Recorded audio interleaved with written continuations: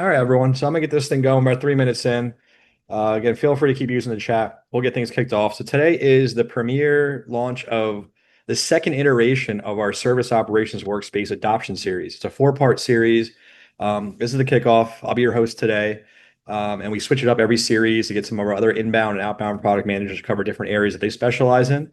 But today's session is meant to be a high-level overview or synonymously a art of possible. What can you all achieve with you as a customer, your organization with adopting ServiceOps Workspace or maturing it, or connecting some of the different products together and making a better end-to-end workflow for your critical, incident, major incident management, your employee experiences, things like that. So let's get into it. The first slide, some housekeeping. Please use the Q&A button along the way. We have 6 of my esteemed colleagues on the line, experts, engineers that can answer any of your nitty-gritty questions. So please use the Q&A. They're here to help out with that. And then the presentation will be recorded and shared on our community site within about a week of this completing. And as FYI, as I mentioned, we're redoing this series throughout the course of the year. So we always have a regular recurring webinar forum for customers to come to and learn and ask questions. So FYI, we did this one about a month ago, and today, this is going to be a live demo. So I want to switch it up for you folks. There's a recording out there from the previous one if you want to watch it. Today, I'm going to do something a little bit different. I'll go over that in the agenda or the actual demo narrative. Safe harbor, many of you probably seen this a dozen times. Effectively, we may make some forward-looking statements today. If we have time, I'm going to cover some agentic AI stuff, what's coming in our roadmap to add to the art of possible, right, with your investment. Nothing that we mentioned here today is meant to be used for purchasing or investment decisions. It's meant to be forward-looking statements that we aspire to deliver these products that we talk about. So moving along, as me on the slide here today, so I feel like I put a little bit more effort into you guys getting to know me a little bit more. My name is Sagan Patel. I'm an outbound product manager here at ServiceNow. Been here a year and a half at the company, but I have 10 years of experience in the ServiceNow ecosystem. I was prior to here, I was in your shoes as a customer of ServiceNow for 8 years, doing ITSM, built our service portal, and then built a product on the ServiceNow platform for automating DevOps onboarding to our tool chain. Couple of certs, ServiceNow certified, CSA, and then ITIL as well. Figured my manager encouraged us to do that just so we can, better know what we're talking about to our customers in the ITIL world.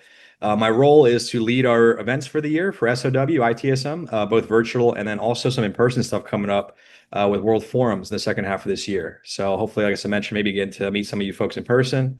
I'm really passionate about guiding our customers, having been one, through your adoption journey, through your challenges. I'm an engineer by trade, so anything that's sort of tricky or challenging, it definitely gets my gears going. So I love to help out customers with their unique situations.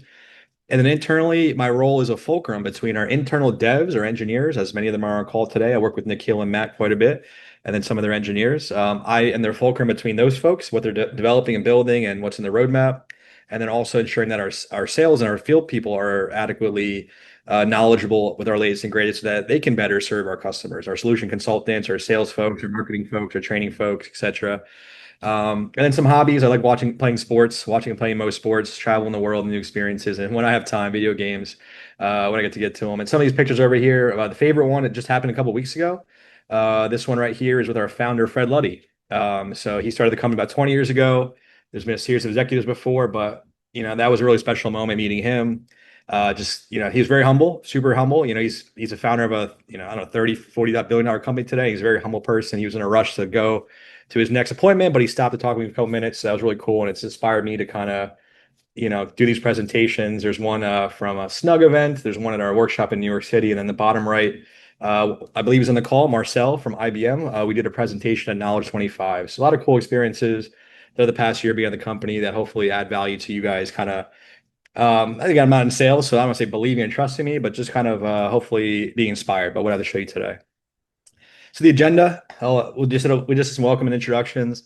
I have like probably 3 or 4 or 5 slides. I don't like to do too many slides. I spend most of the time with live demo, but just set the context so you folks know what we're going to show you in the demo and what you're all here for today.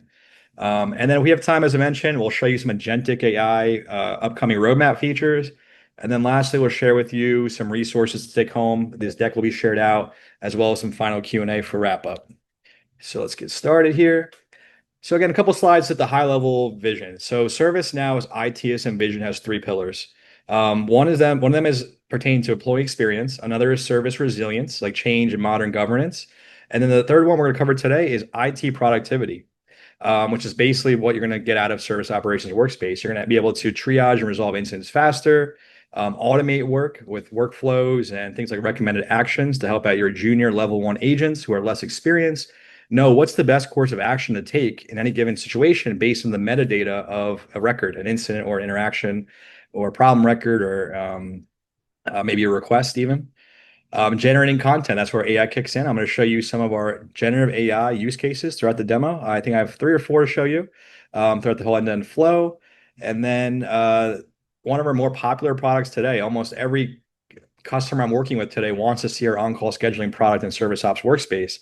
It is a reimagined UI and UX. I'll show you in a minute a deeper dive of that. And it's also part of your standard licensing. So you're already paying for it. And a lot of your technology and stuff is already in ServiceNow. So it'll save you the overhead of having to manage it elsewhere in a third-party tool. So moving along here, we have a 1 slider, just kind of giving you high level some examples of our AI use cases. This demo, this presentation is about the art of possible. So even if you're not today or don't plan to be in the next 6 to 12 months an AI customer of ServiceNow, these are some use cases that you can sort of just ponder and think about. How can they add value to your overall solution and the system that you have in place for managing major incidents whenever these critical processes happen? How can you cut out 5, 10, 15 minutes of your agents or your employees' time whenever they need to get something? That's the way the world's moving today. As you can imagine, ServiceNow has a lot of use cases for different personas. As you see, as services, employees, and operations teams. And we'll show you a handful of these in the live demo. Now, I want to launch one poll before we get going here. So we got about 100 folks in the call, which is great. I want to get a gauge to know where you're at in your adoption journey so I can tailor my presentation and my dialogue a little bit to that, and also, our future content. So let me just find the polls here.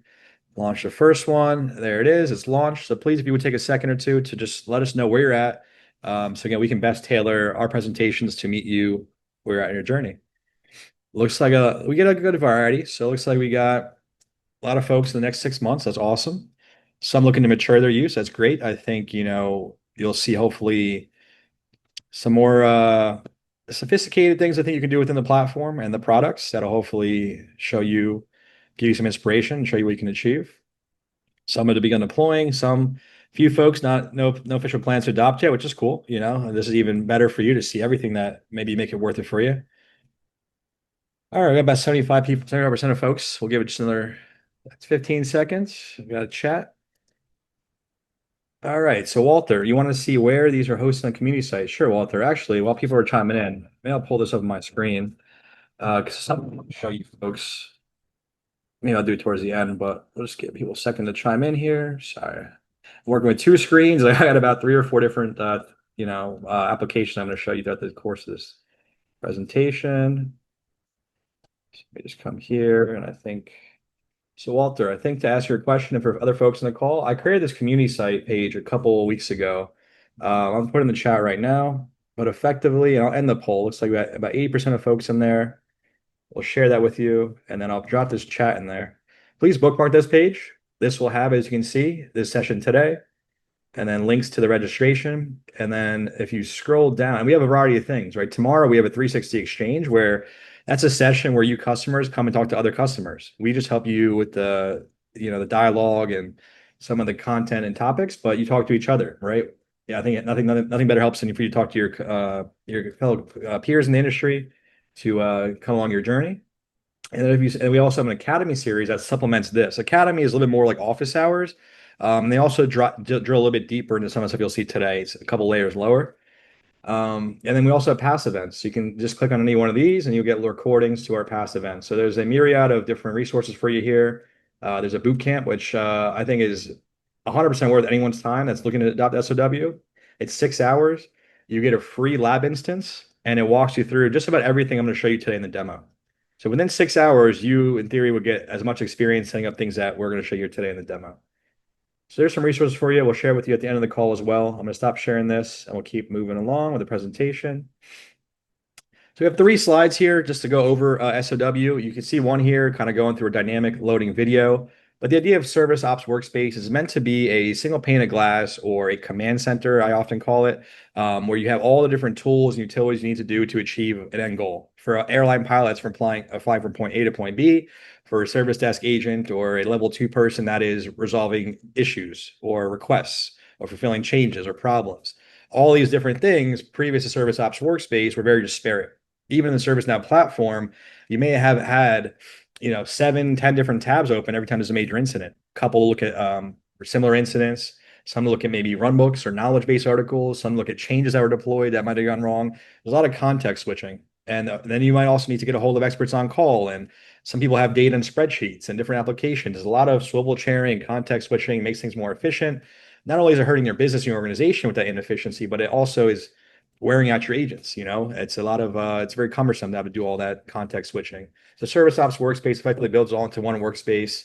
Um, we have workflows that connect all the different record types, interaction to incident, to major incident, to problem records. These are all seamlessly connected in a tabular format within the workspace. And then it builds situational awareness to anybody that's impacted by these issues. Your stakeholders, your IT folks. We have built-in communication plans and templates. We integrate with almost every channel with our Notify connector, and Nikhil on our call looks after that. MS Teams, Zoom are very popular, Twilio, Slack, WebEx, all these different applications. I think I mentioned Slack is on our roadmap as well, but we want to meet our customers with where they're at with our different offerings and technology. Now, just one slide each on our two most popular products in SOW. From my experience, I've been in the company about a year, and before I joined the company, I never seen these things. I was only using UI 16. So when I started using these, definitely for me, it made sense, no brainer. Our on-call scheduling product is a reimagined UI and UX in SOW. The product exists in UI 16, but if you ask me honestly, it's a night and day difference in how it looks and how it feels. Again, it's part of your standard licensing. It's very easy and intuitive to set up shifts, to roster them, to rotate the people on a weekly, bi-weekly, every Tuesday, whatever your criteria is. Manage absences, manage user notification preferences and delivery channels, and then override those preferences at a team manager if you're finding that those preferences are not actually being tended to in a timely manner. And then some of the most advanced stuff, which I'll show you in the live demo, is triggers and policies. So you can automate contact the people on call. A little anecdote, my previous company was a large bank, and whenever there was a major network outage across the globe, it might take sometimes up to an hour to get all the right engineers, stakeholders, QA folks, executives on the call before someone even says, yeah, go ahead and restart that switch and let's see what happens, right? Because you need to get all the right people on the call. What change do you deploy? Get the vendor. It's a lot of overhead. You can automate all that overhead, hopefully, and do it within seconds or minutes. And then let's go on to major incident management. So similarly, it's a you imagine UI and you reimagine UI and UX in SOW. This product, a lot of you are probably familiar with major incident management in the workbench in UI 16. Now everything that you had to do in those situations is now in the workspace or the command center. I've been a DevOps and SRE guy. When there's a major incident, I'm the same person that has to send an Outlook email, go onto your production server and pull down logs and maybe restart a service. Start up a Teams conference chat for sharing log files. Start up the conference bridge. You get the idea. Sometimes one or two people have to be tasked with all these different things. And is it possible? Maybe, but it's very strenuous. Now this makes it a lot more efficient, and your lives more easier, and everything's more interconnected within the workspace. One of my favorite things here also at the bottom, you'll see number 3 is that post-incident report. This seems to be very popular, and I think for good reason. It'll save the people that went their entire day of pain from solving a major incident, find that fire. They want to go home and have dinner with their family and set up before they can do that. They got to recap everything in an hour that happened all day in an email to their manager who can share with the other management team, and they can recap everything. That takes an hour to do that maybe in an Outlook email. It's not standardized. It's time consuming. Now we automatically generate a nice clean PDF with all the major incident milestones and any other relevant activity that's happened to it. When a related record problem gets generated, we automatically capture that problem record in the PIR, so that's attached in there as well. So everything's very aggregated and consolidated in an intuitive manner. Now with that, that's the less fun part for me. So I think we're done with slides. I'm ready to get to the demo. How are we doing on time? Okay, we're doing great on time. We got 40 minutes. Ignore these images. I got a little bit skewed here. Oh, did some editing yesterday, but let me see if I can come out of this. Maybe just put them back. I'm not sure what happened there. Doing things on the fly. All right. So we have 3 personas I'm going to use. I usually use 2, so we're going to get a little bit more fancy today. Adelaide Vance is going to be the on-call scheduling manager and major incident manager. So she's going to set up the on-call shift and details for IT network engineering team. Alex Wilbur reports to Adelaide. He's an IT network engineering agent that's going to be on call, but also the agent that will respond to an interaction handoff from Joe employee. So we're going to use Joe employee. He's going to use the employee portal and the virtual agent. Actually, I think if I go to the next slide, this will give you some more details. Hopefully, again, I know it's going to be a little bit complex, but I'm going to try to go slow. And I think you guys will really get a lot of value out of me going through the whole thing. I said, try to make it fun and a little bit more different than last time. But here's like the narrative on the left-hand side. I'm going to start with Adelaide. She's going to set up the on-call shift. Then we'll switch to Alex Wilbur, who will start the day in the life of a service desk agent. He'll come into work. He'll see what he's got available to him on the landing page. He'll go to the on-call scheduling shift to verify he's on call. He'll remember that he has an absence he has this coming Saturday. He'll submit an absence. We'll see how that process works. He'll manage some notification preferences, and then he'll be ready to start his workday. He'll log into the inbox, and then Joe on the other side, on the front end. So this is all happening on the back end of Service Ops. On the front end of ServiceNow platform, Joe will be using the virtual agent to request a new laptop, very easy and efficient out of the box. And then he'll also do something that the virtual agent can't help him with, and we'll hand it over to Alex in the back end in an interaction message. And then we'll get into the whole interaction to incident to major incident flow. And eventually, for a P2 incident, we're going to get a hold of Adelaide, the major incident manager, via Microsoft Teams for a P2. So that's the flow. I'll try to go slow through everything. And then at the bottom are all the products that we're going to cover in the whole demo. SOW, touch on Employee Center with the VA, and then interaction record, incident, major incident, on-call product, Twilio integration for contacting contact expert on call. That's via SMS. The Teams integration, as I mentioned, and then Now Assist infused throughout. So even if I'm saying all this, it is a lot to cover, but I'm gonna give it a shot. I like the challenge. So let's get into it. And this is that major incident AI agent slide I mentioned we're going to look at later if we have time.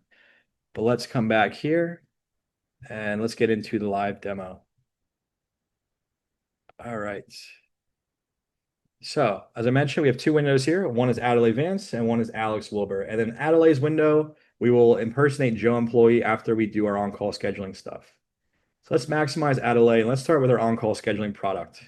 And let's get like sort of the foundation for not only the demo, but possibly a team in the real world, right? One of the first things you may want to do is get that security blanket of your staff for whenever there's critical issues. Who are you gonna contact? How are you gonna contact them? It might be where you want to start. So I'm gonna go to our on-call scheduling product, our schedule icon here. We'll see a shift that's already on the calendar, but I'll clear this out and create a brand new one so you folks can see how it works. So let me delete this shift. And then before I do that, actually, as it comes to mind, I want to show you a lot of you customers on the call are probably FTSS customers. You have a global handover. So I just want to show you how that can be achieved. I'm not going to create it for you because, as you imagine, a little more complex, takes more time, but you can get the idea that you can create for a team or an assignment group a global FTSS shift rotation. So you can see different regions and then certain regions where things are more critical. Fred, who I took a picture with, I showed you earlier, our founder, is as a backup for the Americas region on call. And you get the idea right there, how you can set those different rotating shifts and have them hand over. But as I mentioned, we'll create a brand new one for this demo. So let's go ahead back to network engineering. Let's create a brand new shift. I think we get the screen real estate back. Sometimes it zooms in. Switch to that FTSS one. But let's go ahead and create a brand new shift. It's going to be for the month of August. So on call. As I mentioned, we'll start the first day. And then we'll have it go to the last month of August. And we need to get Alex Wilbur on the current day and week here. And then in another place as well, I'll show you how you can set the reoccurring nature of the shifts. For now, we'll have it not repeat. You can also use templates if you want. You can create one template for all your IT teams if you need to and standardize that and make it even simpler. We'll create the shift template. It effectively puts a draft mode on the calendar. The next thing that you'd want to do is staff that shift, of course, with the right folks. And as I mentioned here, you can change, does it repeat on a weekly or daily basis, every 2 weeks, whatever you need to change it. Also, your day of the week that it rotates on might be different. Some of you might be Monday, some of you might be Sunday. You can change that here if you need to. Below that is where we'll add our rotation of people on call. So let's start with the first of the month, and then we'll go to the end. And we want to get Alex on the current day and week because we're going to contact him later. So let's pick 4 people and see that Alex comes on the current day and week. I think what happened is it's rotating every Monday. So we'll get Alex, we'll show you how easy it is to swap people if you need to. If you kind of slip something right there. So we'll just drag and drop Alex and Abby. And then they usually have just swapped. Now Alex is in the current day, and then we'll request an absence for him for tomorrow. And then, of course, for on call, you won't just have one person. You'll usually have a secondary. So what you'll do is you come to add responder level, create new, add a secondary, and in here, let's go ahead and add Adelaide, the manager, major incident manager, on-call scheduling manager, as a secondary backup in case they can't get a hold of primary. And we will get a hold of Adelaide later via Teams for a P2 because Alex needs a little bit of assistance. So that's effectively it for creating the shift for a span of time, staffing with people on the roster. This information comes from your ServiceNow groups table, right? So your assignment groups. And what's displaying here is that all the groups that Adelaide is a manager of. And similarly, if Alex was logged in, it would show him all the groups he's a member of. So you can easily rotate between his shifts. So let's go ahead and save and publish this. And as we do that, the next thing I want to show you is let's go to the more advanced stuff of this feature. Sometimes I go switch to Alex now, but I'm going to try to have less jumps. So let's go to the Teams icon above here and show you some of the more team manager capabilities. So from here, similarly as the previous filter dropdown, you can view all the different teams that you're a manager of and view all the on-call shifts from one pane of glass. If you click into any of these cards, you can get some more options. Most of them are straightforward. Details, very straightforward. Schedule is the same as this one, but you have more screen real estate in this previous icon. This is just another way you can manage it all in one place. Team members, if somebody joined recently to your organization or your team and they're experienced with Cisco network routing and they can jump on an on-call for that weekend, you can throw them on the shift easily instead of having to go through the back-end way of adding them to groups and assigning roles. Related records can be very useful because a lot of times people are getting a page in the middle of the night, don't know why. It's 2 a.m, they're kind of half asleep. So they can come to this page and view all the incidents or change requests that are assigned to their team that are likely the root cause, which are often the root cause of a major incident, right? Change gone bad or a flurry of incidents can give an indication. And now the most powerful part of the product is escalation triggers and policies. The idea here is where you can automate contacting experts on call and set granular controls as well. So I've got one here as a trigger that I'm going to walk you through. It's a P2 incident trigger. So it's very straightforward and simple in that if you click down the condition table, you can see here I've selected the incident table and priority is 2. And you can get as complex or customized as you need to. Any table in the ServiceNow database you can use to set conditions and kick off a trigger. So an event happens, P2 is the event, kicks off a trigger, and the trigger will call a workflow. ServiceNow ships hundreds of workflows out of the box. The one that I got selected here is a basic one. Effectively, what this one is saying is that when the trigger condition is met, attempt to contact the person on call. And if they acknowledge the escalation and via SMS, that means responding ACC to a text, automatically assign that incident to them and then end the escalation tree. Yeah, there we go. Make the end of the escalation tree and don't contact anybody else after that. And I'll show you that live in the example in a little bit here. So you have a trigger. Triggers can be one to many policies. So you have a trigger. The next thing we do is create a policy. So let's create a P2 policy and assign it to the shift we just created. I'll add in here P2 policy for descriptions required. As I mentioned, one to many. So you can have multiple policies that kick off whenever there's a trigger that transition is met. Right now, make this the default, save some time. And then here's where you'll set your granular details. So let's say primary. Well, of course, contact the primary person on call. If you wanted to, for some reason, you could do round robin through all the primary people that are on call for any sort of P2s or P1s. Down below here is also very useful. A lot of times your executive leadership team want to be aware of a major incident, but they're not going to jump on a Zoom call and do any troubleshooting, right? So you can add in a specific person, or you can add in the whole executive leadership team for visibility. Maybe it's a database team, right? Whenever there's network issues, you want the database team to do some underlying, QA, health checks. So you can set up some logic like that. And then below here, also very useful, is the reoccurring attempts, right? So a lot of times people, if it's middle of the night and they get an escalation, maybe they hit snooze by accident. If you want to ensure that someone gets on a call, you can try them twice before it goes to a manager. So that's what I'm doing right here. We're going to try Alex for the primary person initially one time. And if they don't respond, we'll try them again a second time before we go to the manager. And then we'll add that manager step in there now. Let's say manager escalation. So say secondary, and then for now, we'll presume that's the end of the escalation tree. So that's the escalation steps, the granular controls you can set there. And then below that, where you see notifications is where you can override preferences as a team manager. And I didn't show you yet the user preferences because I'll show you that in a second with Alex. But let's go ahead and override the preferences. And why you want to do this is because you're looking at the reporting and you're finding that SLAs are getting breached. You're finding that people are not actually responding to escalations in a timely manner. So I see a bunch of chats. This will be recorded, yes, and shared to the community site within about a week or now. Yeah. And if you have any Q&A, folks, technically speaking, please put them in our Q&A section so our team can track and answer those for you. So as I mentioned, if you let your users choose their preferences, maybe I'll switch to that right now, actually. Yeah, let me switch to that right now. Okay. Just a little bit easier. I think it'll make a little bit more sense in the flow. So let's switch back to Alex here. And I think it'll just probably resonate better for you folks. So let me switch to Alex. Kind of audibling it a little bit here. Well, we switch to Alex. You can see Alex now has that shift where he's that's been set up. Let's first show you how you'd let your users manage their preferences, right? That's how you probably want to start off. You'd want to say, we want to trust you to pick whatever works best for you day and time of the week, right? So you can see here, we have weekday and weekend preferences. Pretty straightforward. The idea is that, Monday through Friday, Alex is on his computer. So he wants a Teams message on the first attempt and maybe an email to track that escalation. But on weekends, he's not on his computer. So Saturday and Sunday, he wants a phone call straight away. So very easy for him to set that. If he wants a text as well, he's busy. He's at a kid's soccer game. He's not going to, maybe his phone's going off. He doesn't see it. Get a text as well, right? So you can set all his preference at the user level. And then also delivery channels on the right-hand side here. So there's two things here. That's the second one. In your system of record with ServiceNow or your company Active Directory, you probably just have your employee's primary work domain email. And you might have their work email phone number if you provide one. These days, a lot of companies are not doing that.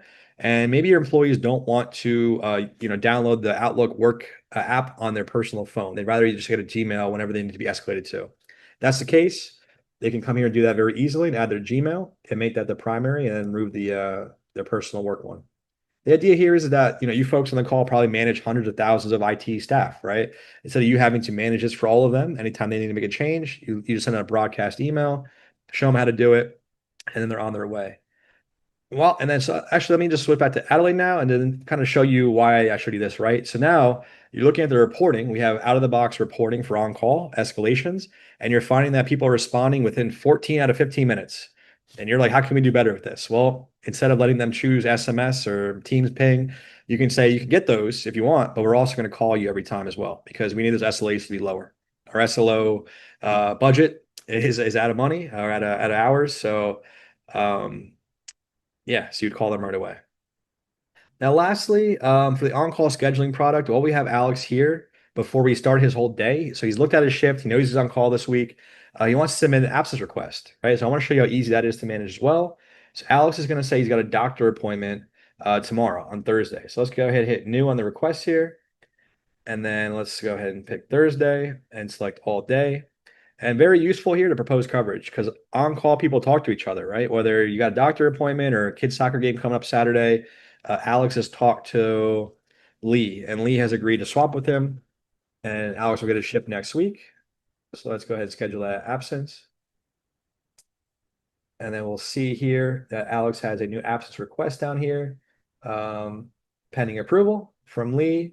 And if I switch back to his manager, Adelaide, let's go ahead and see how that comes across on her end.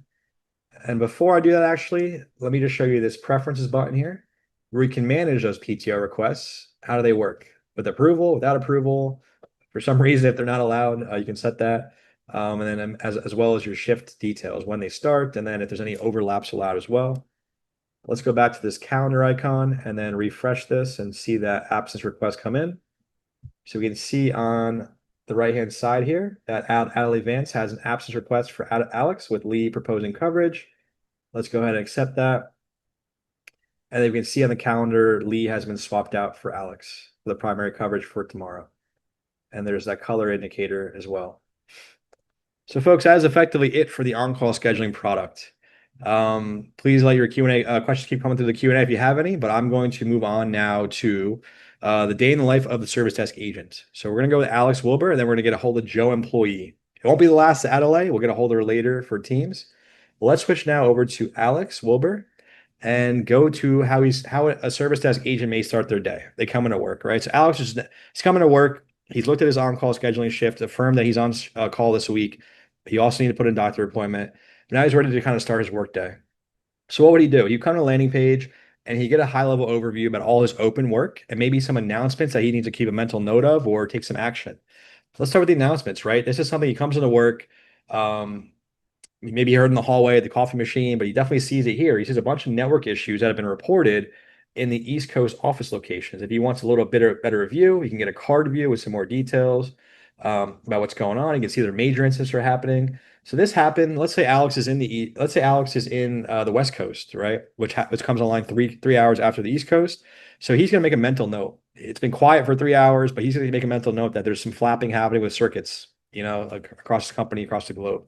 So that's a mental note. Below that is the upcoming section where you can see there's some things that have SLA breaches.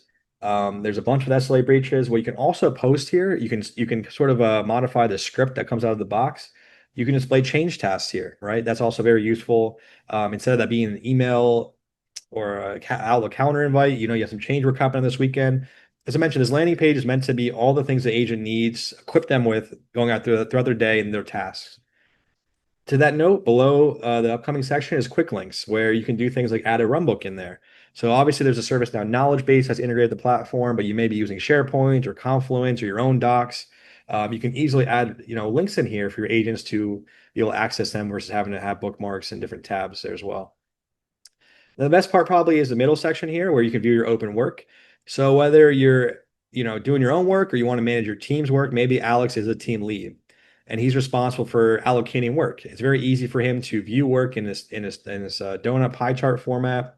You can change the widgets very easily. It used to require some scripting, but now it's all done via our UI builder in the admin center. You can do it within minutes. If you want to change this to show problem records that are open or changes coming up or requests. Or I did a cool one. Actually, next week's session, we kind of go into landing page configuration a bit more. But I did one such as show me all the incidents that are existing that have no CIs mapped to them, right? That is something that you definitely want to have insights into because that means you have a hole in your CMDB. In theory, your CMDB should be good enough to the point where when you have incidents, there should always be a CI map to them, right? Whether it's via assignment group or if you have predictive intelligence, it can do that with just a short description or description of the incident. But we all know, I think on this call, CMDB is hard to maintain, but very important. So you can set up any sort of analytics and insights you want here to help you keep on top of your work. Previously, and I've been there, before this, it was different favorites saved in their left-hand nav, right? It was open incidents, open requests, open changes. And then people that are on top of the work, like I typically was, I would just click between the different tabs. So I was like, do I have any open incidents? Do I have any open requests? And obviously it's very manual versus sort of a push versus a pull of information. So that Alex has a good lay of the land about what he's walking into today for his work. Let's get started with his work day. So he's going to come over to the inbox icon here, and in a second he's going to come online. But before he does that, let's go to Joe Employee and see how there's going to be an interaction between an end user, an employee, or a customer, and the service desk agent. So let's open this up and let's go impersonate Joe Employee from Adelaide's window. And what Joe is going to do is he's going to do two things. He's going to request a replacement laptop. So I'm going to go to the Employee Center here as Joe. The one use case, we're going to have an out-of-the-box Now Assist skill to help you out with, which is something like a order replacement laptop. Let's do that first. Let's click the virtual agent in the bottom right-hand corner here. And the first thing we'll say is order replacement laptop.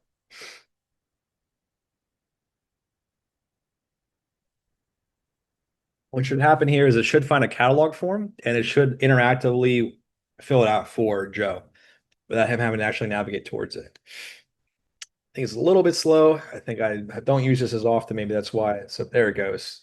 Talk badly about the demo stuff. Sometimes it just works on its own. But you can see here, it's return a catalog request. It'd say, hey, I found a catalog item for you. Replacement laptop. Let's start that. Start the request. And then effectively, it's going to go through our knowledge graph. Knowledge graph effectively is technology that sort of goes through information in your profile and the system of record and knows things about you, right? Kind of knows where you live, what region you're at. But this one's going to just ask us to verify being a remote employee. So let's see. it's pre-filled in information, right? Your current laptop working condition, it says, yeah, it's pre-filled. You can change it, select your region. We've done that.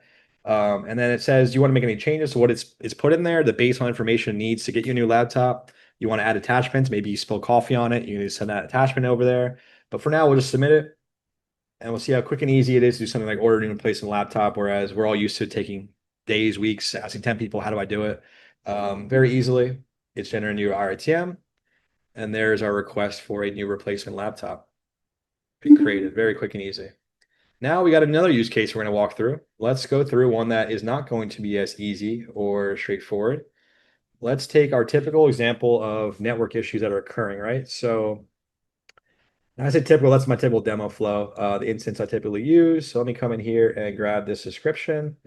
You'll see why I'm picking this in a little bit later, and we'll come back to the inbox here for Alex. So let's say network issues reported, and this is maybe a stretch of a use case, but I just want to show you the art of possible, right? In theory, this could be a telecom company um, where, I mean, it happens to all of us, right? Sometimes you're like, why do I have one bar on my cell phone perpetually, right? I just moved to this new location and you can't find on the telecom's website, well, who do I contact? Nowadays, everyone's got a VA, right? No one wants you to just pick up the phone, call somebody. So now you want to report to somebody that there are network issues happening, whether it's your office location, that you're a subscriber of Verizon, or your home, your kid's not able to get on a school laptop because the internet's slow. You want to put that issue somewhere, right? Anyways, so this is what it's trying to do is looking through knowledge articles, catalogs, and it's suggesting some different things. Maybe you need to whitelist your IPs or change your endpoint security. None of these really sound like what we need. So what we're going to do is we want to contact a live agent. We want to talk to somebody.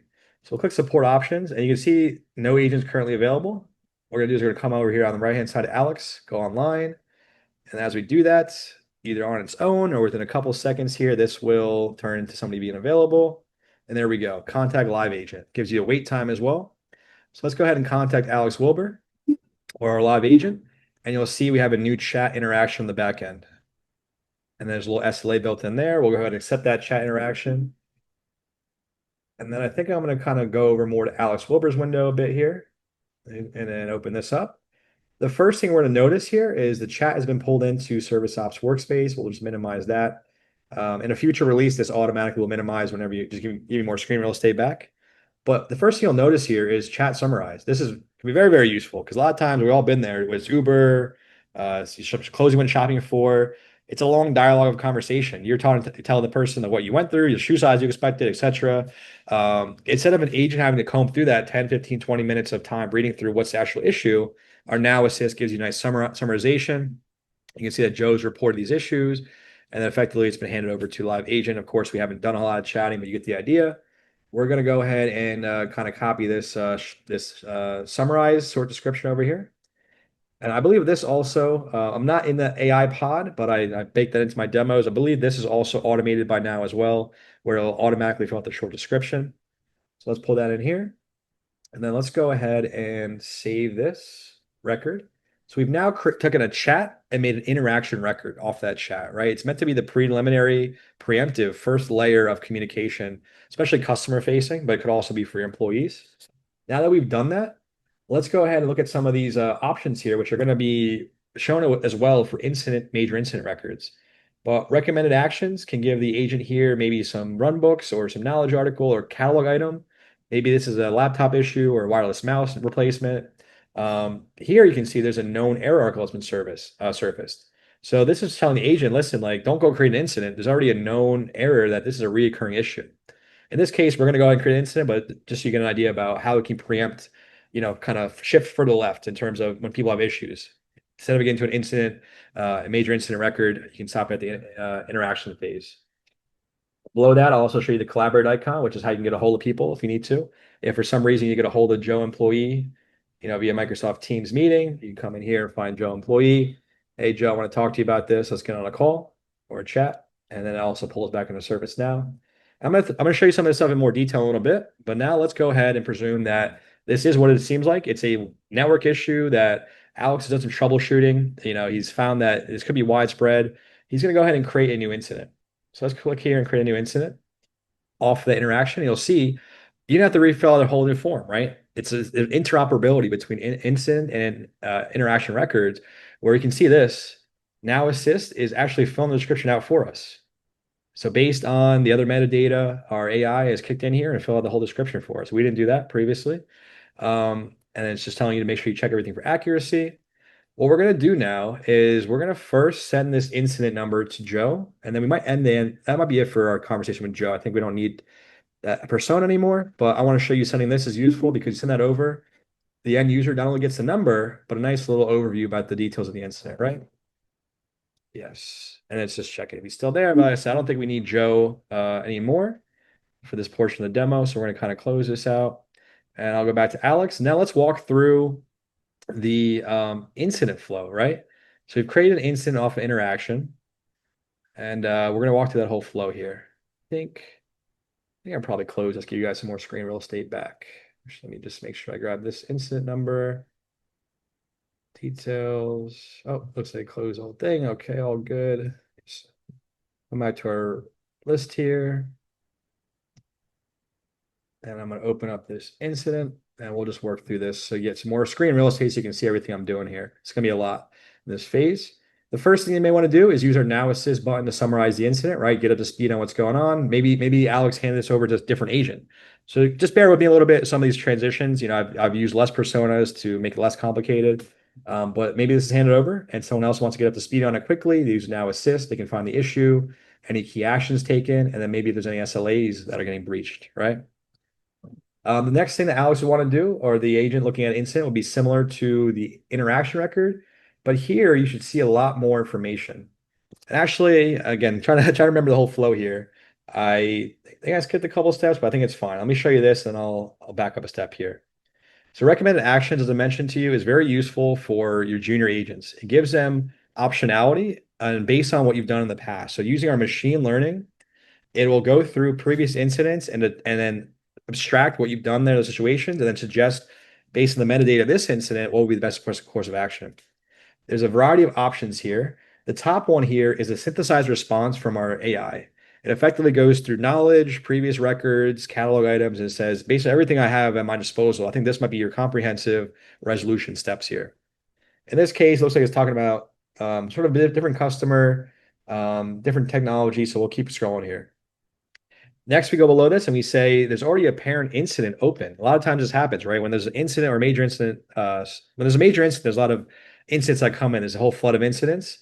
Someone's already got a major incident open. Instead of creating duplicates, it's telling you just link this to that parent incident. But if you feel like this is a different situation, maybe that you're looking at firewalls versus switches, right, for your network issue, maybe you want to keep it separate. You can create a separate one, and this is saying based in the past, seven times in the past, you have proposed this to a major incident, and you can propose if that's your process, or you can go straight to promoting it. And then lastly, also it shows you down here, there's problem records, right? So similar to what we saw in the interaction phase, this is already a known issue. So instead of doing any work on this record, just link it to an existing problem record. So those are some recommended actions that are meant to help you, again, your junior agents find the best course of action instead of just kind of spending a lot of time just researching and trying to understand what they actually do. They get straight to taking action. Next to the recommended actions tab is the AI search tab. The idea here is that sort of like a chat GPT, you feed a body of text and details, and you say, pull out where it tells me about network firewall resolution. It'll do that for you right within here. It'll surface knowledge articles, problem records, incidents. And for knowledge articles, I don't have any appearing here right now, but it'll highlight the text in that knowledge article versus saying, here's a knowledge article to help you. In this actual article, in this paragraph might be your actual resolution. So there's some recommended actions that an agent may want to follow. Now I'm going to take sort of a step back about what would probably typically happen in a situation. So Alex Wilbur had already been assigned this incident because he was looking at the interaction. Let's go ahead and unassign this to him and assign it to our network engineering team. And let's see that on-call scheduling trigger rule for a P2 in action, right? So we're going to make this a P2 incident and assign to network engineering. So let's go ahead and save this.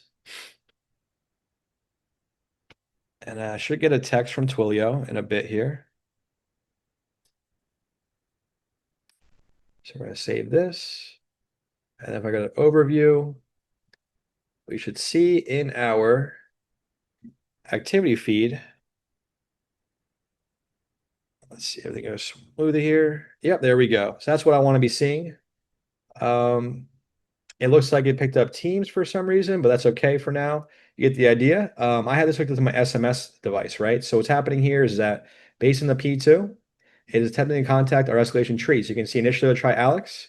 If it can't get a hold of him, it'll try one more time. And then after that, it'll go to Adelaide Advance.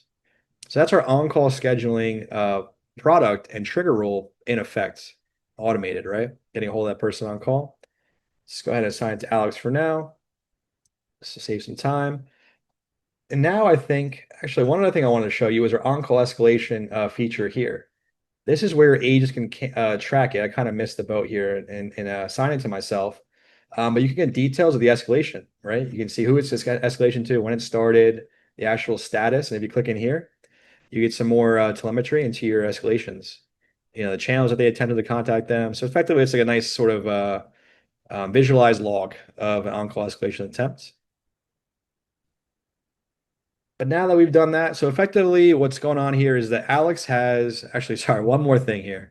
I think I'll make sure I include everything here for you folks. But as a level one agent, and before this incident becomes a major incident, there's one other thing that Alex may want to do, and that's our investigation framework. So what this is based upon is based upon our agent client collector or our Microsoft Endpoint Manager, which is a more universal plugin. The first one is a ServiceNow one. But the idea is that you can deploy agents on your infrastructure endpoints. And also another anecdote from my personal experience, whenever there's a production issue, IT ops person has to request access to that prod server via a ticketing system, probably ServiceNow. Someone has to approve it, a manager or developer, not one of their ops colleagues, right, for segregation of duties. And audit wants to make sure that the right people are going to production box at the right time. This takes quite a bit of time, especially if it's a Friday evening to chase somebody up. You know, you got to send a text or an email, someone's having dinner. You get the idea. Now with this investigation framework, what I've done is I put in a CI here that's got some good demo data. I'm gonna go to the investigation framework and I'm gonna select that CI and you'll see, voila, here are all the CI resource utilizations in ServiceNow platform. So you can theoretically bypass the need for an agent to go onto a production server at all. Because a lot of times major incidents are because a service has gone haywire. You can see one's taking 50% CPU here. A Java heap memory on a Linux host, things like that, right? That's often the cause of a major incident. So you might be able to bypass the need for people to go on there. You can kill a long-run process right from within here. You can see Alex actually doesn't even have the button because he isn't entitled to, but there should be a button here that says kill process. So you can control who can do the stuff, and then capture all the different history and metrics as you need to, as you traditionally do as well. But now I can confidently say that I have exhausted all the different tools or bells and whistles available to a level one agent before an incident has to be deemed a major incident, right? They've looked at recommended actions, they looked at the investigation framework, they can't kill any processes, nothing here is glaring. So let's go ahead and promote this to a major incident and then see some of the features that come with that. So we're going to promote this major incident, let's say widespread network issue. And I know we're down to the final stretch here, but I think I'll be good on time. There's a couple new tabs that'll appear here, so keep an eye on these 4 tabs will become 6. And that sound you're hearing is just checking the chat to see if Joe's still there. It looks like he's left, all good. We'll just end that impersonation in a sec here. All right. So now we see 2 new tabs. Communicate is specific to major incident management in SOW. The first thing you'll notice here is an upcoming communication plan. So this is, I've configured this, but the idea is that in our admin center, it's very easy to configure the communication plans based on your criteria, whether it's 15 minutes, 30 minutes to contact your initial tech audience, your stakeholders, your periodic updates. That's something that often gets lost, right? A lot of times people that are fighting the fire are also responsible for sending the comms. They obviously can get distracted and forget to do that. And then people are in the dark. They're wondering, is Zoom working yet? Or is the network restored yet? So ensuring with timers that all of your communication are sent down in a timely manner is done with the plans. If you need to, you can also set ad hoc comms. So we ship a lot of templates out of the box. So I'm going to show you some of these email templates we ship out of the box that you can customize for your needs. So let's pick a couple example data there. And I'll switch to email template technical update. And you'll see a bunch of relevant fields that have been pulled in with their values automatically. And as I mentioned, very easy to add in additional fields, delete some, add your company logo in here. right? So you can customize and brand this and no longer need to send emails from Outlook. It's all in one place attached to the record. Next, I'll show you the playbook. So playbook is something that seems to be increasingly popular. We've been hearing quite a bit about Cutover, which is a company that I think does a lot of sort of technical playbooks out of the box. We are striving to improve ours as well. At the moment, what we do is we ship out of the box procedural playbooks to ensure that your agents are following all the critical steps or milestones of a major incident. Of course, review the situation, communicate it out, collaborate with people via like a Teams, eventually resolve it, and then that post-incident report. The idea is that over time, you mature this playbook, you add in technical triage steps. For example, anytime a service crashes on a Linux server and all someone's doing is running a script to restart it and maybe a little health check, you can initially write those scripts in here. And then over time, maybe automate the whole process so that anytime these events occur, you capture the incident record, but a human doesn't have to ever look at it. Right? That's the idea with playbooks. And now with about 5 minutes left, let's show you the Teams integration, then bring us home with the resolution of the incident. So let's get a hold of Adelaide. As we mentioned, it's a P2. Alex needs to get a hold of his manager. They're both on Teams here in the web browser, you can see. So Adelaide's here. Alex is here on the right-hand side. We'll start a new Teams chat and conference call for Adelaide. And there's one thing I want to show you as well worth noting. This is our predictive intelligence, the light blue text. So it's done a couple of things here. It's pulled in the network engineering on-call folks because that's the assignment group. That's very straightforward. But it's also pulled in hardware folks. Why has it done that? Because based on the short description, network issues at certain office locations, it could be a network issue or there could be some underlying hardware that's failing, right? That's our predictive intelligence that's surfacing these groups because they may be relevant. Let's go ahead and contact Adelaide via chat, start a Teams chat. As an FYI, if you haven't heard of sidebar chat, that is our in ServiceNow platform chat. So if your agents are predominantly in ServiceNow, you can start the sidebar chat as well, and they'll just be communicating within the platform. So I'll show you that real quick as well. We'll start that. So we got a couple things going on here. We have a sidebar chat. I need to come out of Joe employee. Let me end that impersonation. We'll come back to Adelaide. Let's go just back to the home here. You'll see she's got a new chat from Alex in the platform. There's that chat. And now they're chatting within the platform. There's that. But let's go to Teams, which is maybe a more popular option. Let's open this one up, and you can see the incident number, 908, and short description is in the chat room here. So Alex is going to say to Adelaide, hi, we have a P2, need your help. Adelaide gets it. She says, sure, start a conference bridge for us to talk.